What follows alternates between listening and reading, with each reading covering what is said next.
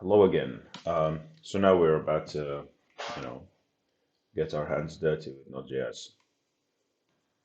All right, so navigating to nodejs.org, will be presented with this screen. I'm gonna download the long-term support. I'm using Windows, so it's an MSI package. I finished downloading it right here. I'm gonna install it. Wait, I think we're supposed to read the agreement. Okay. All right. Add a path.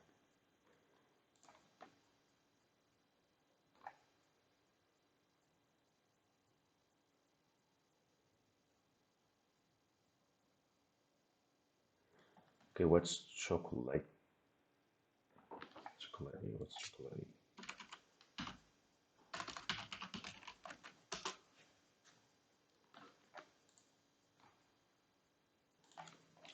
Okay, machine level command line.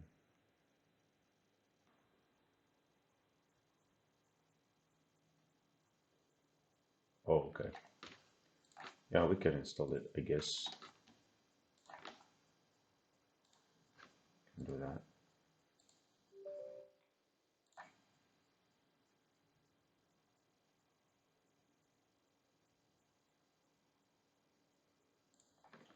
Okay.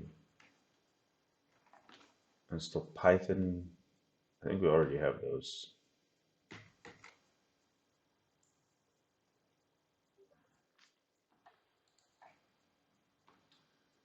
Okay.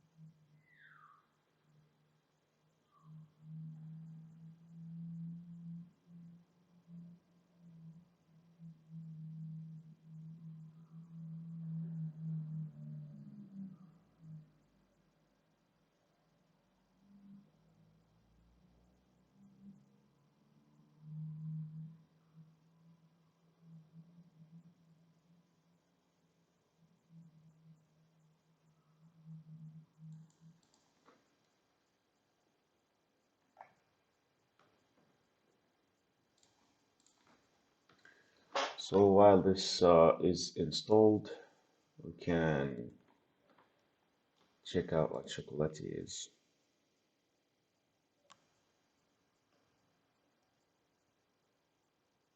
It's like a VM for Windows.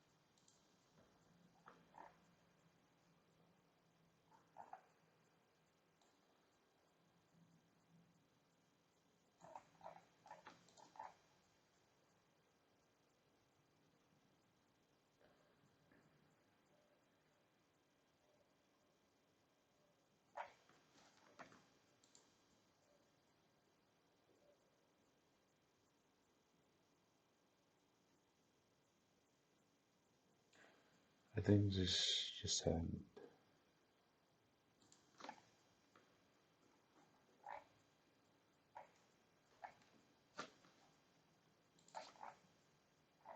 This is a warning, it's not an error. We have an error here. Visual Studio. Alright, let's see.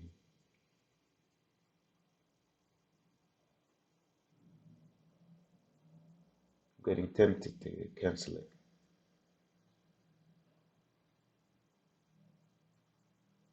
Just wait a little longer. Right, this is probably hanging. I'm gonna start another instance, PowerShell, and but no, should be okay to go. So let's try Node.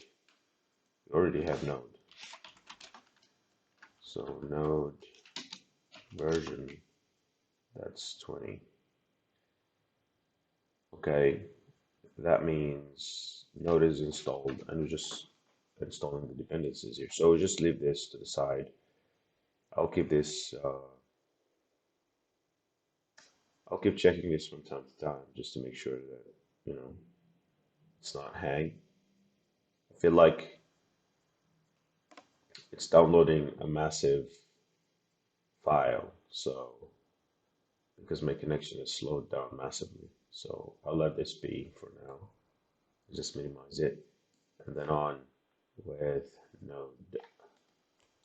All right, so we currently have Node installed, and I think we can make some pretty decent changes here. So that's 5+2. Okay, there's one thing I learned about Node. If we go to About and previous releases, we'll see that there are several releases here, and we can see there are even numbers and odd numbers.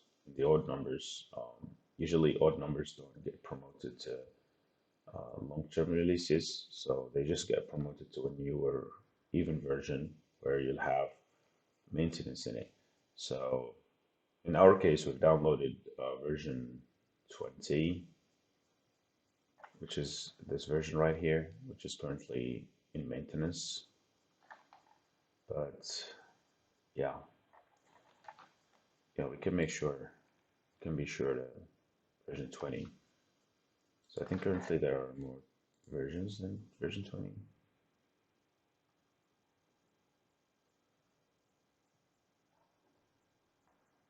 Okay, it's 20. It seems the latest is 20. And what about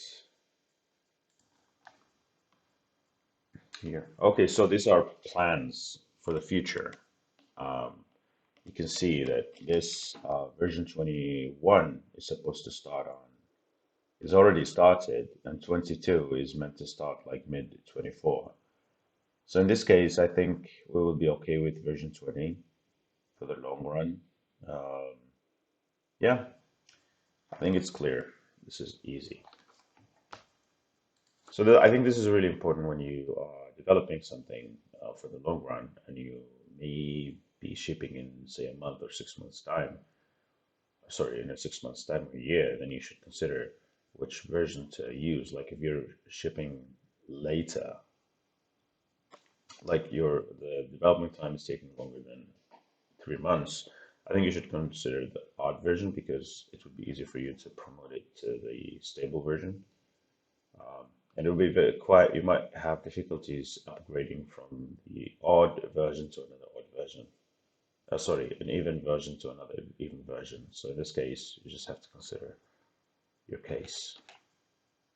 All right, so if we go back to the PowerShell, so this is basically called. So when we access Node, we're actually in something called the REPL. Read, evaluate, um, and then there's the L for the loop, read, evaluate, process, I think, and loop. Um, so basically, the REPLs are pretty good for testing. So you can test different quick things before. So it's not really what we need for the development itself. It's just something we need to. So this is basically the V8 engine. Um, And um, just think of it like Python. So we have, when we run Python in the command shell, we can run scripts, we can run lines and stuff, but we cannot run a fully fledged system. Not that we can't run it, we can just use it to develop a fully fledged system. So this is basically the REPL. Okay, so I said earlier, the REPL is actually read, evaluate, and then print, and then loop. So if you have a piece of code, it's executed one line after the other. Um, Again, so this REPL is great for testing, but you can't really use it to develop something big. So yeah, as always for development, obviously we will need to use code. So Visual Studio, I mean. Um, so let's exit here and then let's try the code. Let's see if it's installed. We actually have it installed. So we will be using code, Visual Studio Code, to develop our applications. We just have to make it use the styling, the formatting, make it suitable for our eyes. Okay, so let's just test this real quick. So we have the extensions. We need to Visual Studio, IntelliCode, IntelliCode. Yeah, we need to install this extension. It will help us. Um,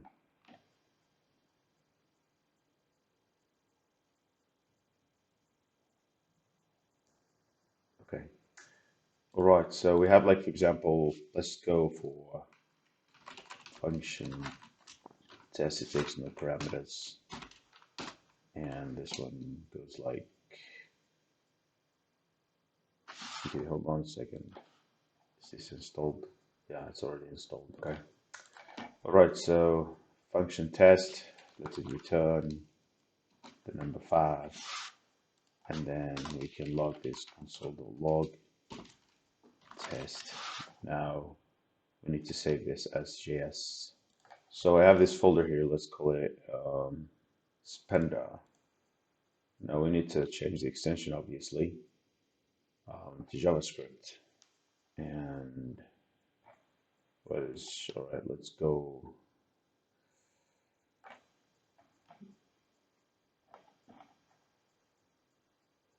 JavaScript. Let's go for Spinner test. All right, now we can hit the terminal.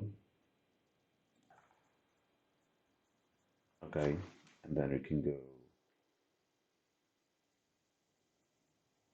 Now we need to navigate to the folder that we have this file in. So in documents, learning.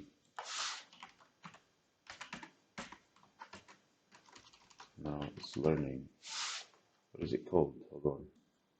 All right, let's navigate to where our file is.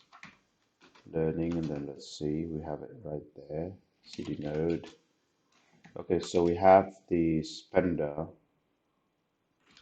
folder, CD Spender, and then we should have the JS file right there. So we can test this by running. Now we're missing semicolon. Do this, and then we can run test.js. It shows the function. Okay. All right, but if we do this,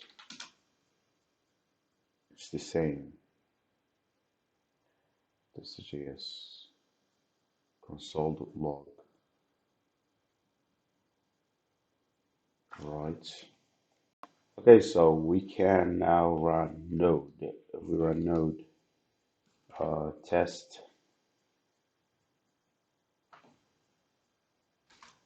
it will return the function, which is what we passed here. But if we pass on the parameters and we run the scripts, it would still return the same. So why is it not returning 5? It's returning the function itself. We want it to return 5 instead. So can we do this? No, we did not. Okay, so we have our file here, file.1.js. We have the test function and the logging. And now we can fire up the terminal. It's right where we want it to be. So when we try to run node file1, we get the function name. But if we put the brackets like so, we should be able to get the number 5 instead. And now we have at least, the building blocks for developing and writing code in Node.js. Okay, so that's that. Now we have the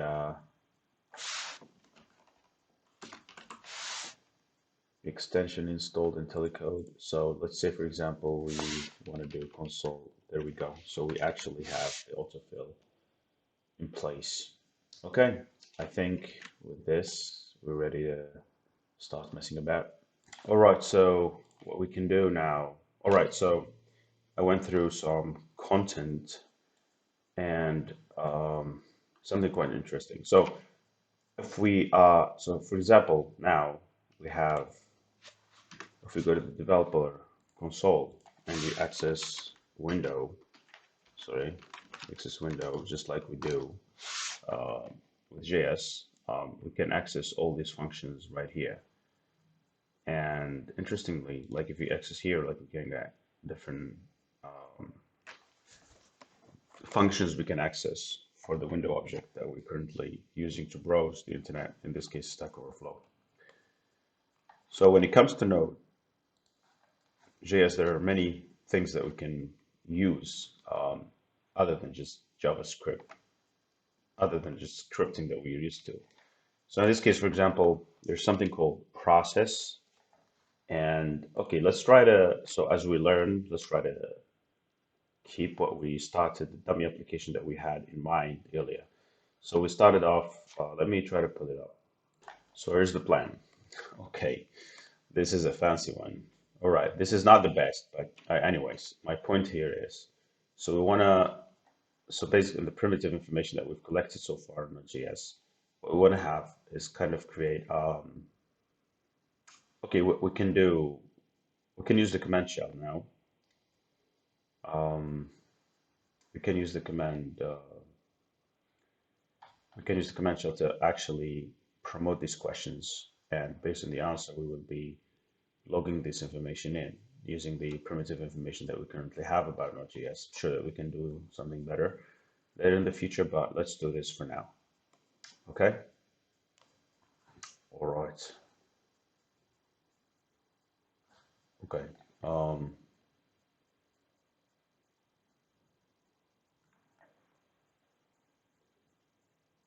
Okay. So sorry, I keep getting there. Yeah, there we are. So in this case, what we can do, function test, but instead of just returning dummy data, or let's go functions pender.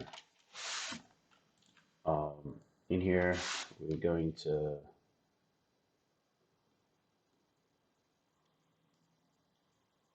a constant variable, maybe. How do you define variables in JS? The way I remember, something like constant. Okay, so what about, okay, let's do this. Let's get rid of all this. And then we can go constant type, input type. This is a defined variable, a predefined variable. Let's use amount specified equals, let's call it, okay. All right, so we will be using, so okay, what we want to do is kind of do this, okay? Node file, we want to do node file.js, and then we send in the parameter personal spending or business spending. We want to send it either personal or business, and then the value. In this case, we have the process. Let's go to the documentation real quick.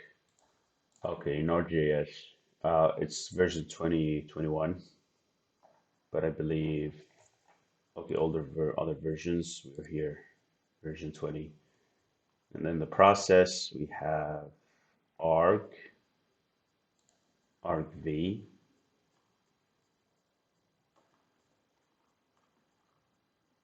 The first element is the path, which is arg0. This returns the path. We don't need the path. The one should be the file name, and two should be the parameter that you send in. So the way we use this is argv, okay, 0 index. So we have argv, this is the path, one is the file name, and then two is the command you send in. Okay, so what we can do now is send the parameter here being business. So process dot argv, and then we send in the index 2. One is the file name, and so and then here if amount, no, if type of amount type, if amount type equals personal, okay, then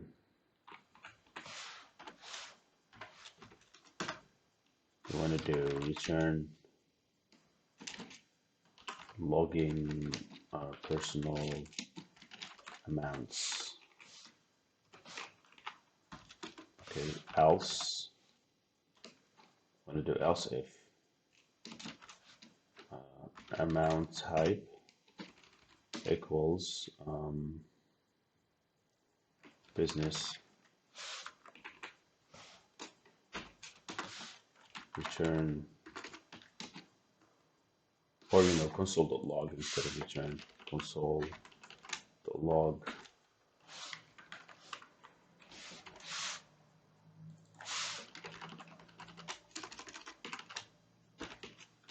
We need to know what type of business. Okay, so based on the arg, now we save it, and then now let's do personal, logging personal amounts, and then we can do business.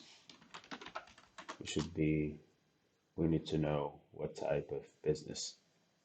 Now we need to, now how do you await another command? Okay, awaiting another command. All right, this is very primitive, but if we try to also, like in here, what we can do is maybe allow user to specify type of business. Now in this case, we will have to use, let's examine the process. If there's anything in process that allows us to, you know,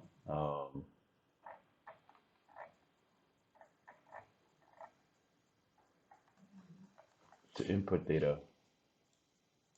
Okay. Well, let's try to process.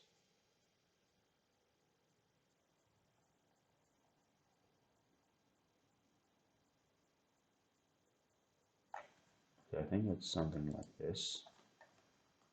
Stream connected to socket, which the stream uses readable stream. Okay, require. This is interesting.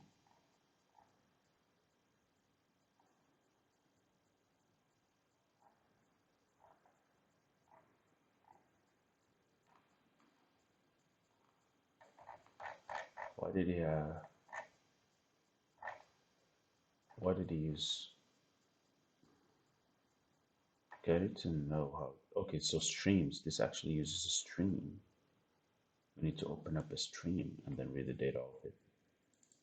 Okay, let's try to see how this is used. Node.js line by line.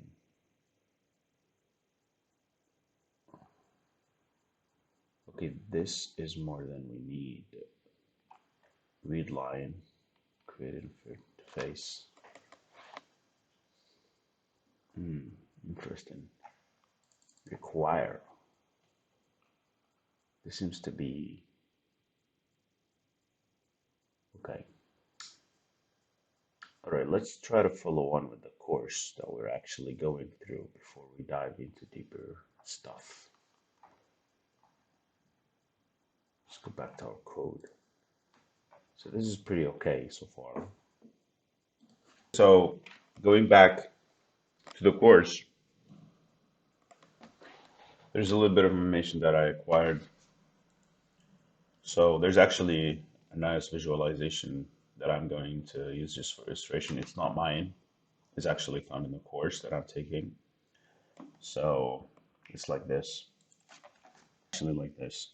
Um, in Windows, like you have different browsers and then you have these different functions, not functions, but objects that you can use the functions of.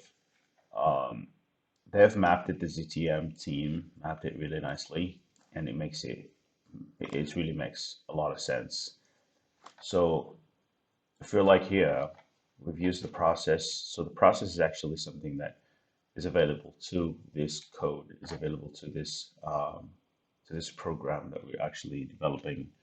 So when we're process.args, we're actually accessing the arguments or parameters passed to this function, to this code that we're actually currently working on. Global gives us operating system functions, and you can see the rest of um, utilities that we can actually use in our program, like this one here, which is the one we actually came across just a while ago. So require allowed us to import other programs into our program.